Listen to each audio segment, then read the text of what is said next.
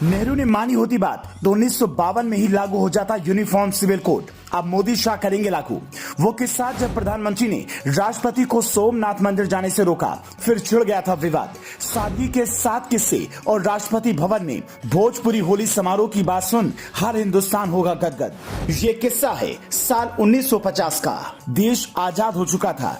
मौजूदा प्रधानमंत्री Pandit Jawaharlal Nehru Hindu code bill लाने की तैयारी में थे, जबकि उप प्रधानमंत्री सरदार वल्लभ भाई पटेल सोमनाथ मंदिर के पुनर्निर्माण का प्रस्ताव बना रहे थे।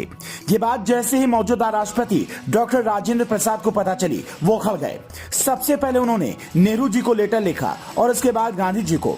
पहले नेहरू जी को लिखे लेटर की बातें सुनिए और समझिए कि वो हिंदुओं को कितने बड़े हितैषी हैं। फिर आपको वो किस्सा बताते हैं जब नेहरू उन्हें सोमनाथ मंदिर जाने से रोकना चाहते थे। डॉक्टर राजेंद्र प्रसाद ने लिखा, 1952 में देश में लोकसभा चुनाव होंगे, उसके सदस्यों को हिंदू कोड बिल पर चर्चा करनी चाहिए। अगर सरकार को बिल पास करना है तो सिर्फ हिंदुओं के लिए ही क्यों, वो सभी धर्मों के लिए बिल क्यों नहीं बनाती। हर किसी के लिए विवाह और विरासत एक जैसे नियम बनाए जाएं।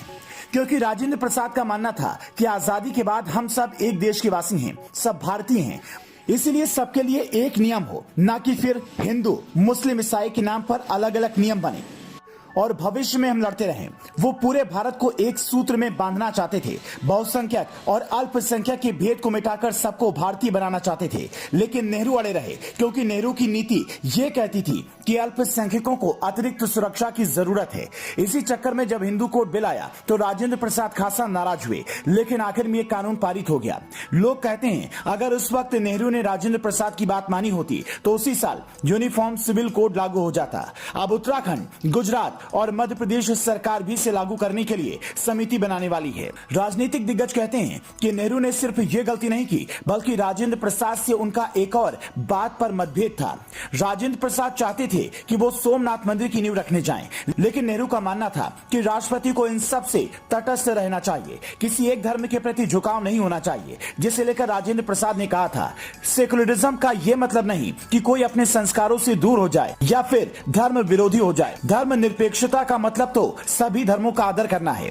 बिहार के जीरादेई में 3 दिसंबर 1984 को जन्मे डॉक्टर राजेंद्र प्रसाद को लोग बिहार का गांधी भी कहते हैं। उनके बारे में एक बात बड़ी मशहूर है कि वो अपनी परंपरा नहीं भूलते थे। राजेंद्र प्रसाद के नाती मनोज बाबू बताते हैं कि सिवान जिले के रफीपुर गांव में मेरा घर है। जब भी कभी यहाँ पर नाना आते थे तो पानी दूसरे गांव से आता था, क्योंकि हमारे यहाँ ये परंपरा है कि कन्यादान के बाद पिता अपनी बेटी के घर ना तो खाना खा सकता है, ना ही पानी पी सकता है।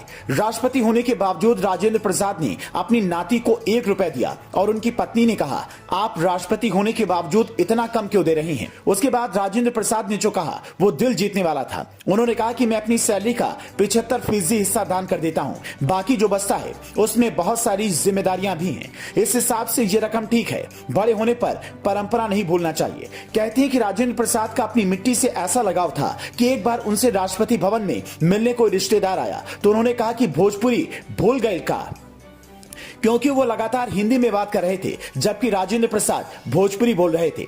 भोजपुरी भाषा से उनका ऐसा लगाव था कि राष्ट्रपति भवन में हर साल भोजपुरी समाज के होली मिलन समारोह का आयोजन होता था, जिसमें बिहार का सबसे फेमस होली फगुआ जरूर गाया जाता था। पढ़ाई लिखाई में राजेंद्र बाबू इतने टैलेंटेड थे कि एक बार टीचर ने ही उनकी कॉपी पर लिख दिया कि examinee is better than examiner, यानी कॉपी चेक करने वाले से ज्यादा तेज कॉपी लिखने वाला स्टूडेंट्स है।